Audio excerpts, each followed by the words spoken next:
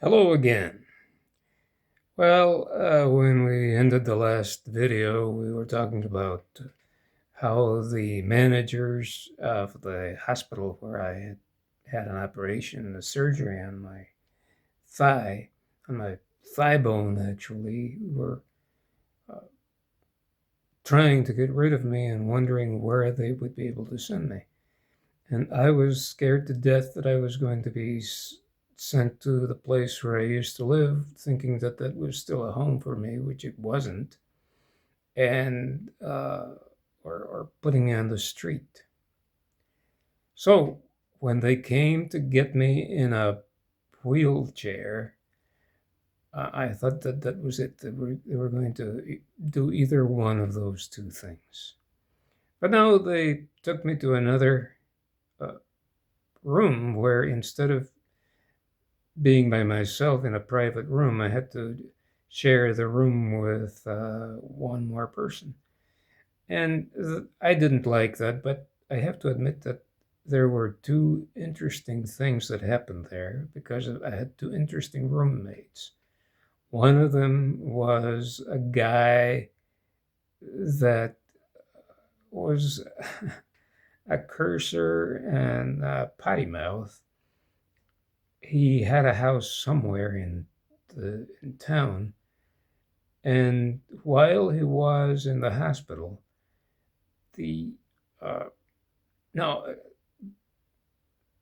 he had some kind of and he had some kind of problem before he even came to the hospital, where he invited someone from the street to come take care of him because I think it was he had fallen, and he called for help. Someone in the outside the house heard him.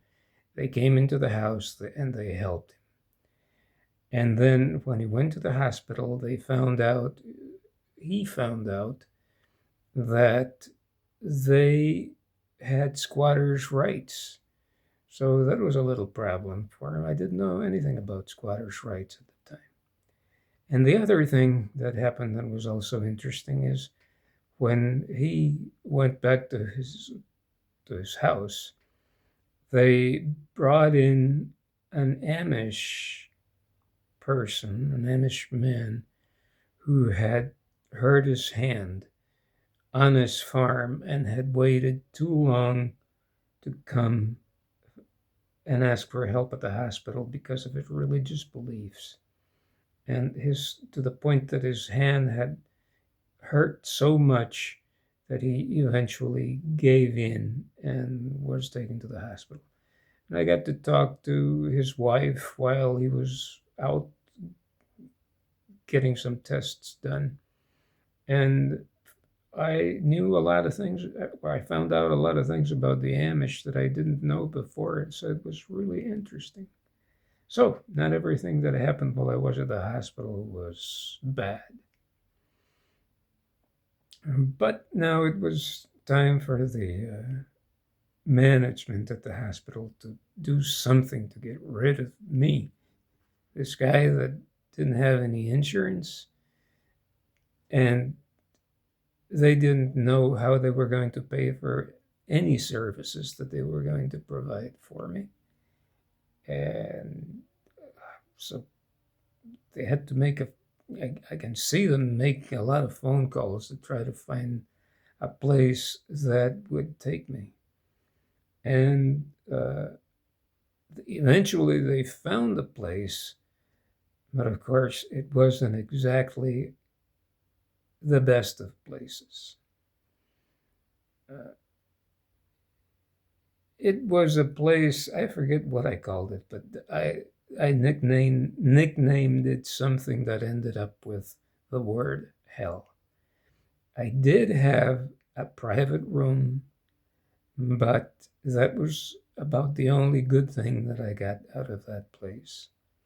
I could hear people through the walls being essentially abused by the therapists, telling them things like, "You want to go home, don't you? Well, you have to obey me. Obey me, do the therapies here." And I thought, this is terrible. I wonder if they're going to come into my room and try to conduct therapies on me. Uh, Although I didn't really need any therapy, and that never happened. What did happen was that I needed to eat, and I needed food and drink, and they were very stingy as far as getting people food and drink, including myself, to the point that sometimes I had to stand at the door of my room trying to grab someone's attention to ask them for my meal or my drink. They usually served meals in a common area, and we all went there at a certain time. They gave us a very small amount of food and drink, and I remember being not so much hungry, but thirsty all the time. I was just extremely thirsty. And I remember thinking of the water as dry water. I don't know.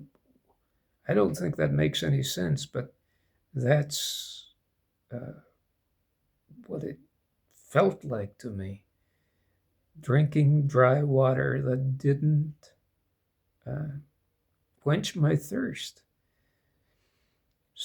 Oh, and on Sundays, sometimes the people at food service didn't even show up. So the residents went to the common area to get fed, and the uh, and the staff didn't show up. So after we had been there for 30 minutes waiting for our meal, someone would come in and say, "No one has showed up from food service, so go back to your rooms." And we didn't have any breakfast, and that happened more than once.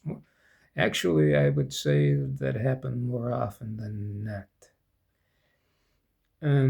They didn't like me. Actually, at, just like at the hospital, the management and in this case also the staff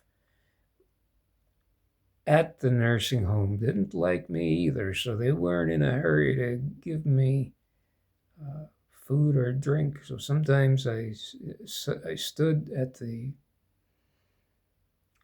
door to my room, saying, I was in essence begging to be fed and to be given not water. They were pretty good about this dry water, as I called it. But if I wanted some juice or something that quenched my thirst a little bit, they wouldn't give it to me. They'd tell me that it was coming, and then it never came. So I was thirsty all the time. It was terrible, and I was always also very tired because I didn't know if they were going to come and get me in the middle of the night and drag me out and put me out on the street. But one of the things that terrified me, or what was going to happen when the night came or when the day came. So I remember sitting in an armchair all day long watching the door and fearing that the next time that the door opened, someone was going to come to tell me that transportation was here to take me out to either where I used to live, where I didn't live anymore, or they were going to take me out to the sidewalk. So, eventually, though, and thanks to a compassionate and proactive social worker from another organization, I was able to leave that situation and go to a far better one. And we can talk about that in the next video. So I'll see you guys then.